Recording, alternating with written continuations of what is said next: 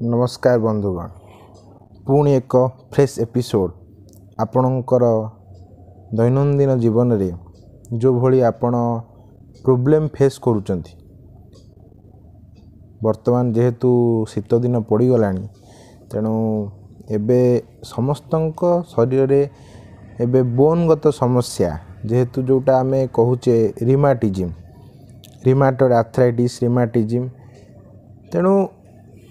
प्रथम आम जाना कि रिमाटिज्म एक्चुअली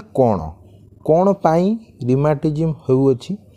तेणु ता विषय आम यथाविधि जानिला परे तार ट्रीटमेंट उपरकू जीवा देखा देइछि जे 100 कंडीशंस